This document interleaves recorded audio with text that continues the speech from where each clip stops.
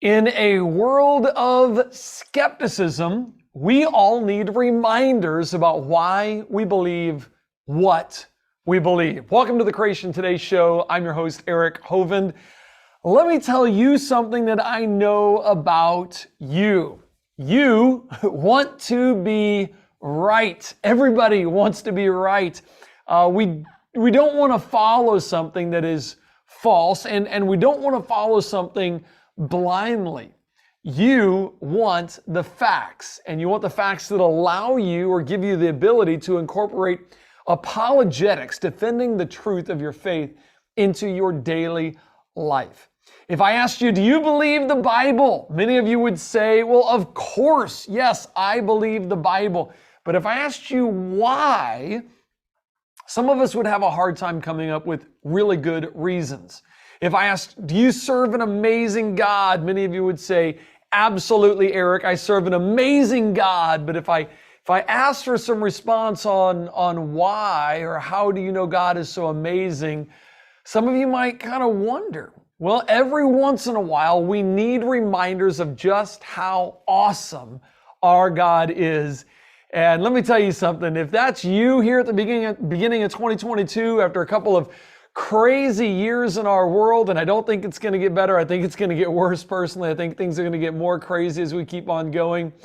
You're going to love this conversation with my friend Bruce Malone as we take a closer look at the evidence. Hey, today's show includes a giveaway. I'm looking forward to giving you guys something. This is I think something you're going to really enjoy. It's going to be valuable. So jump in the comments. Tell me where you are watching from, and tell me what the temperature is outside where you're at right now. I'm in Pensacola, Florida, and we've had a cold front come through. It is a freezing cold, 59 degrees outside. My Florida blood is feeling that chill in the air. So tell me where you're from and tell me what temperature is outside, and I've got a giveaway for you that I'll be giving you here in just a little while. Hey, my guest, Bruce Malone, is amazing. He worked for nearly 30 years as a research leader at Dow Chemical Company, establishing 18 different patents. His passion, though, is in writing and teaching about the evidence for creation. He's been studying, lecturing, writing on this topic for over 30 years. He is the executive director of Search for the Truth Ministries, with a goal of really taking the creation censorship and bypassing that in the education system through his writings, through his teaching, and through his evidence for creation books. And they are powerful. Bruce, welcome back to the show, buddy. Thank you, Eric. You are such a wimp. Try Michigan. I'm sitting here, 4 inches of snow, 20 degrees, and not a bit of green in sight. And you're tough as nails then, man. If you were a wimp, you'd have to live down here in Florida with me, let me tell you. No, it got down to below freezing a couple nights ago. And typically up here or down here in Florida, I'm in North Florida, so we get the freezing temperatures every once in a while, but for the most part, like 45 is our cold front. Yeah. So it's Don't rough. tempt me with paradise. I'll be heading your way in a few weeks just to get out of it. So. Come on down, buddy. Yep. Come on down. Everybody wants to move to Florida these days. Even governors from liberal states that impose incredible restrictions, they even want to move to Florida. For more reasons than one. But Andrew's on here. He said he's in the United Kingdom and it's 0 degrees right now. Whew. Man, 0. Yeah, that's but chilly. they deal in Celsius. We're talking -10 Celsius. Ooh. So you've got him beat, is what you're saying. I believe so. So are you calling Andrew a wimp as well, or you don't know if he's he may not be complaining about it though. I'm the one complaining here, so I guess we'll leave Andrew. Andrew, we'll leave you alone. Hey, Bruce, I showed the clip a few minutes ago of the Fiji rugby team singing, "We have overcome, man, by the blood of the Lamb and the word of the testimony." That was after their 2020 Tokyo Olympic game win. And when I saw that, Bruce, I got to be honest, I can't help but think of you and your organization because of the influence that you have had on the island of Fiji. Can you tell us kind of what God has allowed you to do, and I know you'll give all the glory to God, but what God has allowed you to do on that little island? We could spend an entire program. There's just so many miracles, but yeah, that was a spontaneous praise celebration to the Lord by an athletic team, and that's not the first time. They won the gold medal in 2016 and did the same thing. Yeah. Now, Fiji is a nation with a strong Christian heritage, but an even longer, absolutely decadent pagan heritage, where they were called the cannibal capital of the world less than 200 years ago. Wow. Christianity took root. They realized if man was made in the image of God, how could we be eating the Son of Man? God came as a human being. The whole nation turned like Nineveh to Christ. Thousands of churches throughout this island nation. And yet over the last few decades, the leadership who grew up in this Christian culture, like America was a Christian culture, saw the next generation having less and less interest in God. They've lost their awe of who God is and what he's done for them.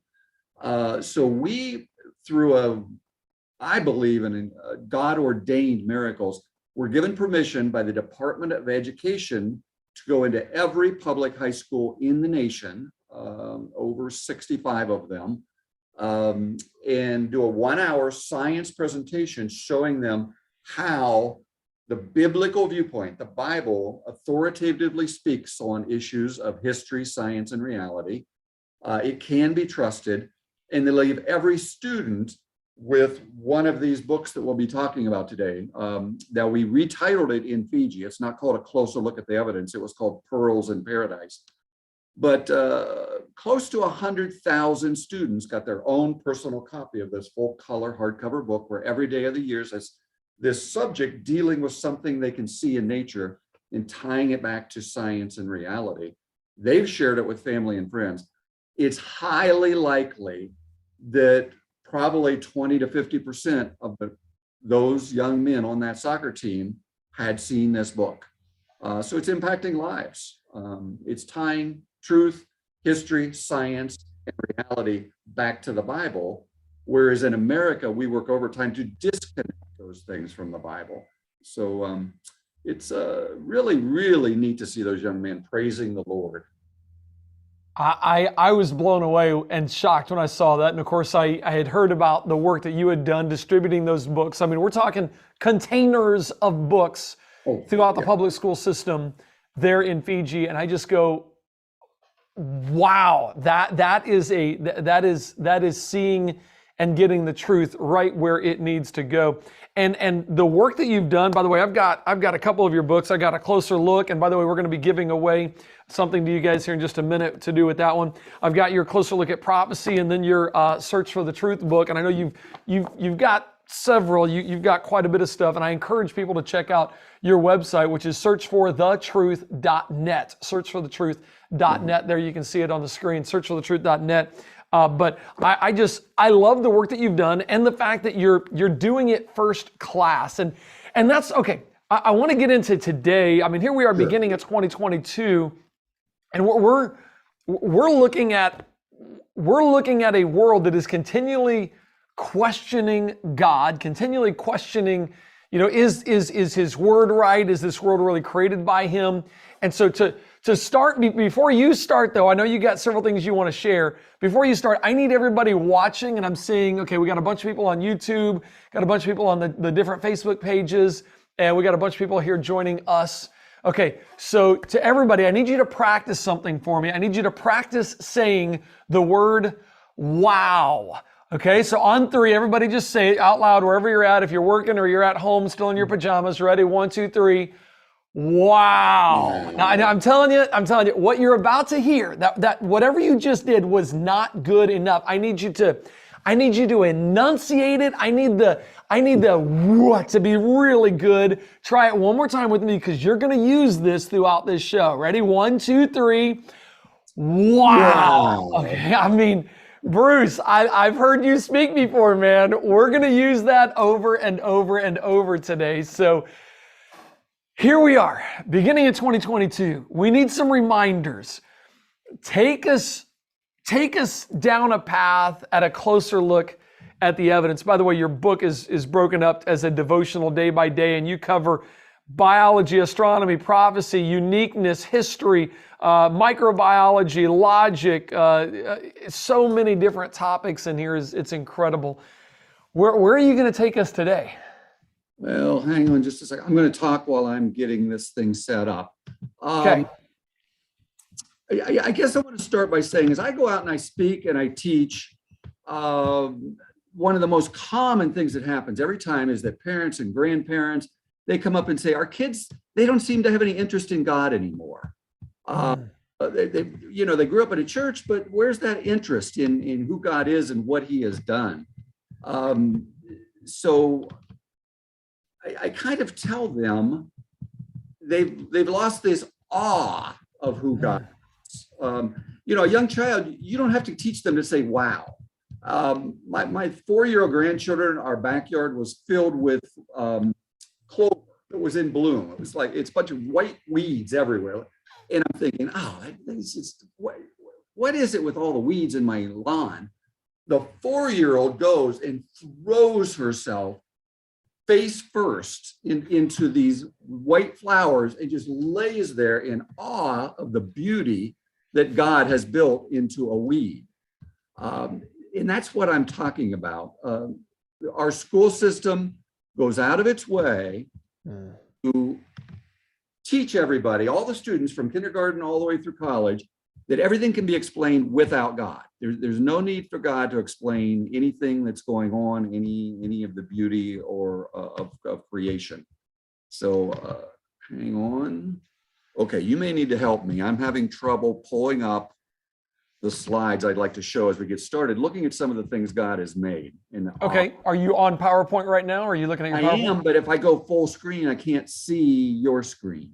Yeah, so go full screen, then do your Alt Tab back over to Zoom. Okay, thank you. I appreciate that. Okay, yep. So now it's not the full screen version of PowerPoint though when I do that. Hang on. So just make sure you go to full screen presentation mode, and then you should be good to go on that. And I stop on the PowerPoint full screen. Okay, there it is. Can you see now? No, now you'll Alt Tab back over to Zoom and share that full screen. So you got PowerPoint going. Now you'll Alt Tab back to Zoom. Okay. And then once you're on Zoom, you'll hover over our videos. There we go.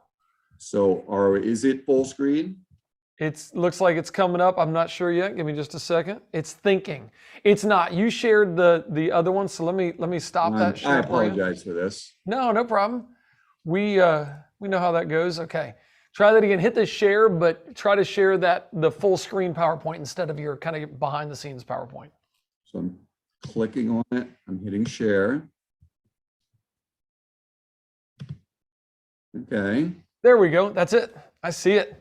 I see something interesting. Okay. I'm going to just go through a series of creatures. Now I'm going to talk about the big ones. I've seen creation talks on things like the giraffe and how when it bends its head down, it's got a series of valves that have to close, or things like exploding beetles or wood. Yes. I'm going to start with really teeny creatures. The first one's a little thing called a tardigrade. Now this creature, I want folks to hold their thumb and their forefinger as close together as they can get it. So you can barely see any light coming between your two fingers. That's how big that creature was. Now, this is a cornfield maze that is 22 acres in size. And they decided to cut a maze with a tardigrade, kind of honor this little creature. Why? What's so big of a deal about a tardigrade? What's actually called a water bear. It's the smallest animal that has legs, okay? It's only 0.5 millimeter long, microscopic. You can almost see through it under a light microscope. Here's what a good picture of it looks like. What?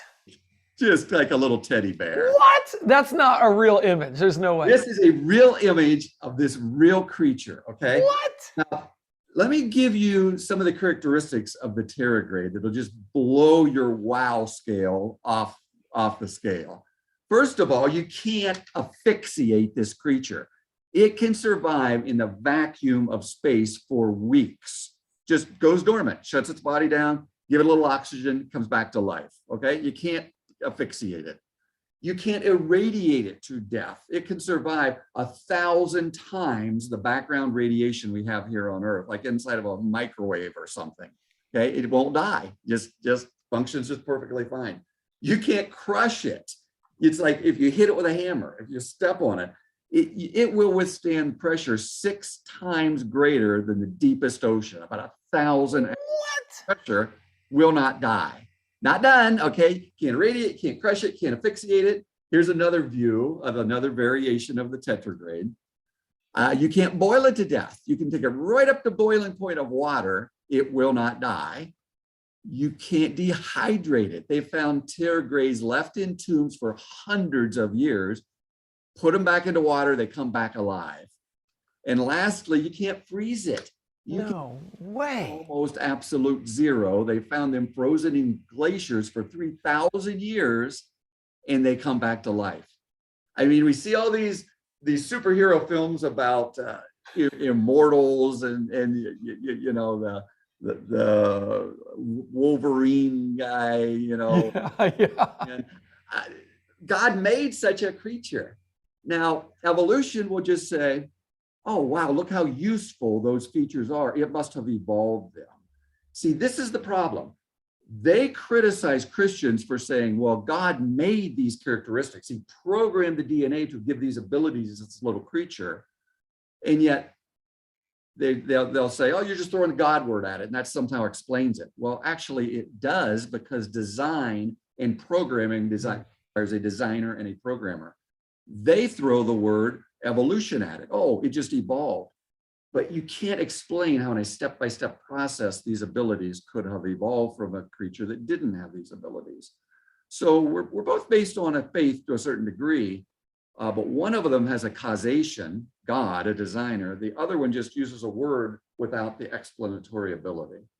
So that's creature number one, okay? And you're right, natural selection cannot, or evolution, a blind random process, really can't explain this. I was reading an article the other day about natural selection and how it designed this and created this, and right. They're basically giving it the properties of God, is what they're doing. They are. I mean, if you had a creature that couldn't be frozen without dying, and then you took that creature and you froze it, it wouldn't evolve the ability. It would die. And the chemicals, the interreactions, the interrelationships, the systems needed are incredibly complex, and they have to be there from the beginning. And that's just logic. That's religion. It's very logical conclusion. I'm going to take you up in the size scale. Okay, right? Before you do, okay, everybody, you got to admit, we got to either type it in the comments right now or something. Wow, or just say it out loud. I mean, that's incredible. Bruce, seriously, that's phenomenal. I love this little guy. I wish he was bigger so I could just give him a big old hug. But he's quite the critter. Now, okay, so here's our superhero with almost immortal abilities. Okay, so now we're going to go look at another superpower that comes up all the time, and I love this one. If I had to pick one, I would pick this one. And now you're going to go to what's called a sea sapphire. Now, this creature is about 1/4 inch long. So, you can move your fingers a little bit further apart now. It lives in the ocean in salt water. It's this beautiful sapphire blue color. It just kind of floats and swims around in the ocean and survives in its nutrition out of the water that's even smaller. But this guy does something no other animal in the entire universe that I know of, but definitely Earth does. It has the ability to become invisible, literally invisible. Now, this is how it works. Okay, here's another picture of it. This thing has scales like a butterfly, multiple levels of scales that go very fairly deep. And those scales, when light hits it and bounces back, we see the light bouncing back off the surface. Those scales absorb everything except the blue wavelengths. So the reds, the yellows, everything else is absorbed. Blue bounces back and it looks this sapphire blue. Now, when it turns, okay, so you've got this series of scales. When that creature turns, The light going through the scales has to pass through a longer length before it hits the lower scale and bounces back. And all of a sudden, because it's now equal to the wavelength of blue, the blue becomes absorbed, and all light is essentially absorbed and not bounced back. No way. Because the creature is translucent, that means light can also pass through it. You suddenly, the light is not being bounced back. You can see right through it to the bottom of the seafloor. He becomes invisible. Watch this little video of this creature. Hits face on and then it turns. Okay, here he is, face on. He's getting ready to turn. He just turned. Did you see that? No way. Right, this is not computer generated. That's not computer generated. No, that's not computer generated. That's just a camera looking down at the creature in the ocean below him. He becomes invisible. In that. Yeah, what? The sequence one more time. It's kind of locked up. That's impressive, Bruce. That's mind-boggling. Does it hit the wow factor? Oh my goodness. I mean, how many, I remember as a kid thinking I'd love invisibility. I'd love to have that superpower. Who wouldn't? See, it's like God did it first. Almost everything we do, we're just copying something that he's already done in creation, often to our benefit. The understanding of electricity to flight. It's all based on what he's made first. Can we just admit right now that if evolution were true, we should have that capability? That would have been a really good characteristic to pass on genetically, to all the other life forms on Earth. I mean, wow. That's incredible design right there. That's incredible design. It is. And it's not happen chance. The scales have to be exactly the right length apart. There has to be the right number of them. There has to be a translucent body. Everything has to be perfectly designed, positioned, and in place all at once, or it's just pointless. It's a waste of programming biological energy unless it's all there. So again, see, the problem with evolution is twofold. The mechanisms do not work to explain these kind of things. Information never produces itself by random processes. And it directly contradicts what God has told us is the truth of the past. So as a Christian, man, you really can't be combining the two. As a non-Christian, you got to be thinking, what is the truth? And then follow the truth where it leads. All right. It's beautiful. Hang on, before you move on, I think everybody should type in the comments or just say it out loud right where you're at. 1, 2, 3. Wow. I mean, that's Bruce, that is mind-blowing. I have never seen that before. That's incredible.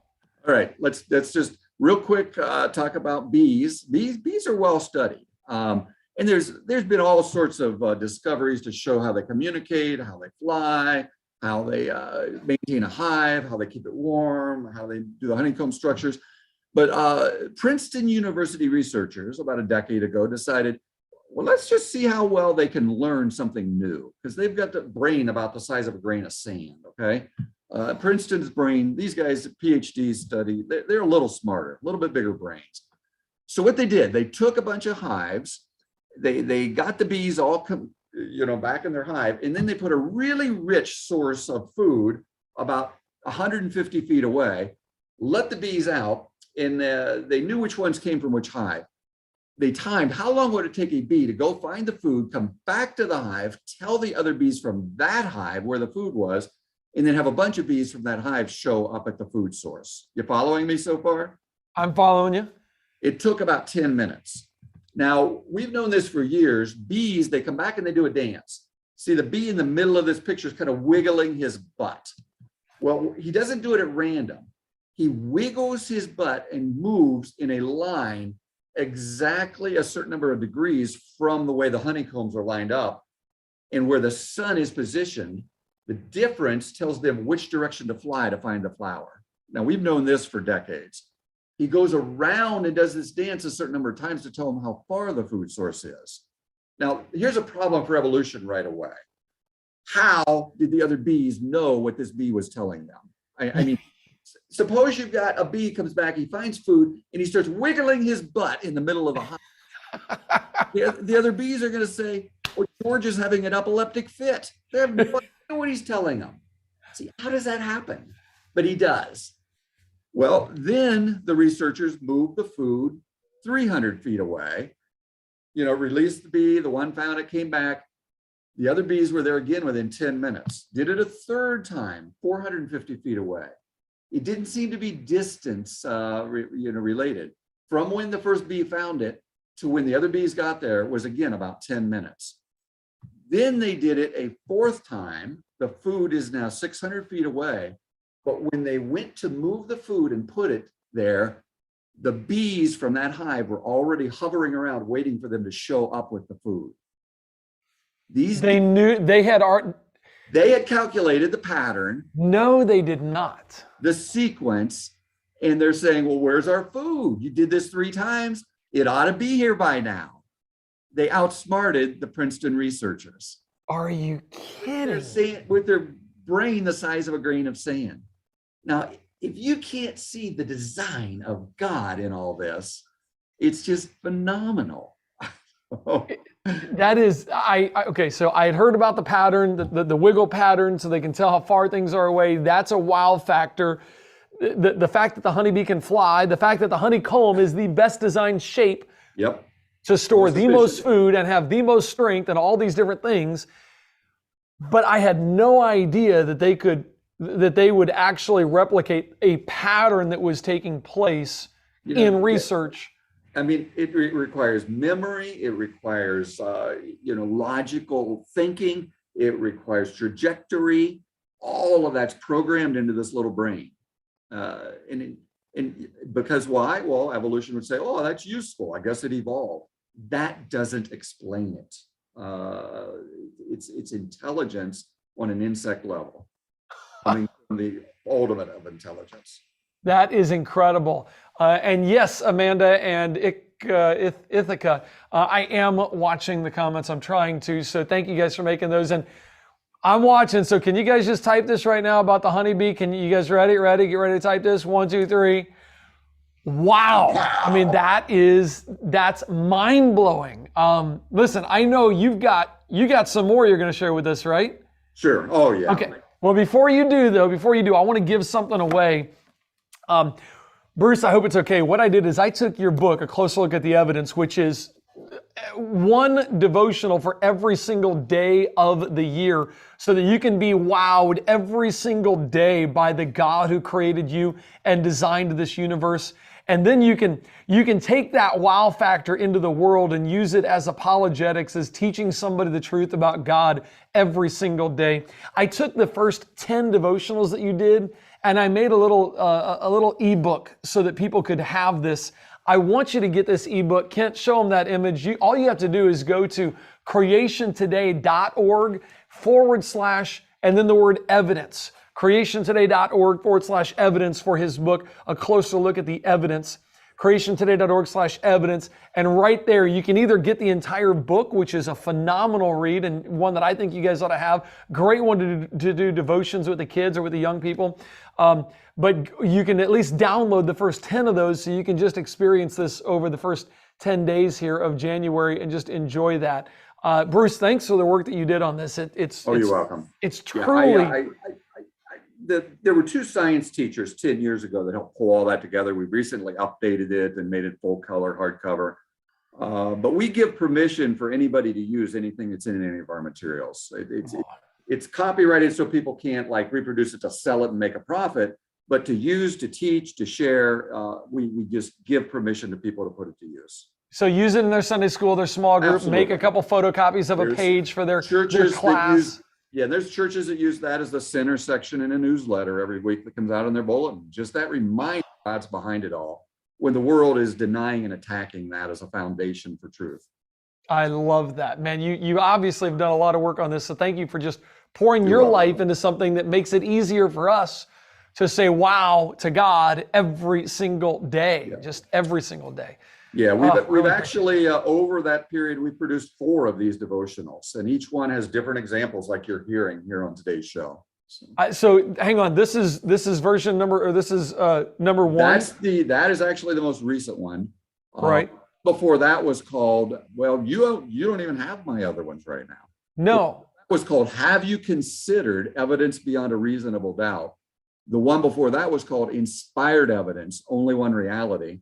And during COVID, we spent 2 years and just finished what I believe is the best one yet. And it's called Without Excuse, The Compelling Evidence for Creation. So it's actually a 4-book set, and you're featuring one of them here today. Whoa. Okay. So, and all of those are available at searchforthetruth.net. They are, right? and I'm sure, and I'm sure you'll want to promote and carry them through your. I will, but I want people to get them no matter what. I mean, searchforthetruth.net. If you're interested in the whole 4-book set, make sure you grab that. Searchforthetruth.net is where you can get that. And by the way, I just got to say this.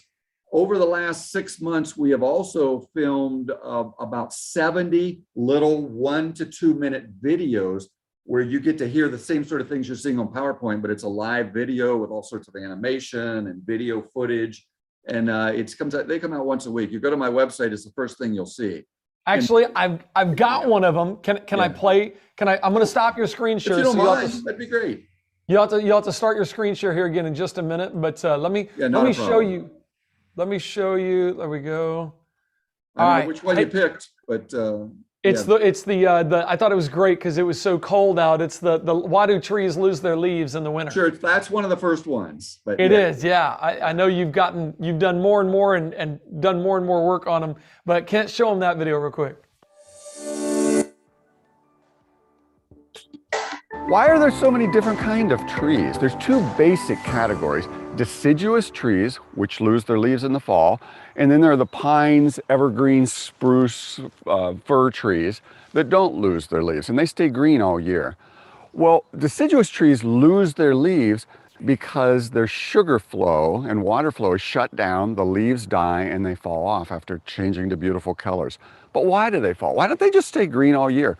You see, while they're green, the chloroplasts, which make sugar inside of these leaves, are continually making fuel for the trees. So why should they ever shut that down? Why not just slow down? Well, think about it. Beautiful oak or maple trees are just covered with a canopy of large flat surfaces. In the winter, it snows. Those leaves, those surfaces would collect so much snow, there would be hundreds of thousands of pounds of weight bearing down on that tree. The branches would be snapping off like twigs. Your yard would be a pile of dead branches in the spring if those leaves didn't fall. They're designed to come off the tree so the tree survives the winter. On the other hand, evergreen trees have these thin little needles and they don't hold the snow, so they don't weigh as enough. The snow literally sheds off of them. But even when it starts to build up, the branches are designed to bend without breaking. Notice design. Trees are designed with characteristics and capabilities to survive in the environment which they grow. Design does not happen by chance. The design has a designer. So as you look at trees, think about the great designer who made them all, the God who made them for our benefit and our enjoyment. That's so cool, man. You've done such a great job. Can you turn that down? There we go. You've done such a great job with these. It's just incredible. Well, I want you to stick around because we're going to go kind of behind the scenes with only our Creation Today partners next and share several more animals with you and things that are just going to make you say, wow. For those of you that have joined us on Facebook or on YouTube, I want to say thank you so much. We appreciate you being here. Would love for you to consider partnering with Creation Today. You can go to creationtoday.org, and when you partner with us, you get access to everything, including the behind the scenes where we're about to go right now with Bruce as one of our partners. To our partners, I see you guys out there. Diana said, hey, Bruce, I've already got the book. I'm going to be using it, excerpts in my apologetic class on God's authenticity, which I love that. I love it. That's great. That is great. So Facebook, YouTube, social media, thank you guys for joining us. Next week, got a great conversation for you. I'm trying to remember what it is. Is it my atheist? No, it's Questions Jesus Asked with Israel Wayne. Now, why did Jesus ask certain questions? That is, oh my goodness. You want an insight into God, into Jesus Christ. Join me next Wednesday at noon live right here. If you want the full conversation, go to creationtoday.org/live and you can jump in on the full conversation as you partner with Creation Today and help us change the world. All right, Bruce, let's keep going. Now it's only going to be us that are behind the scenes.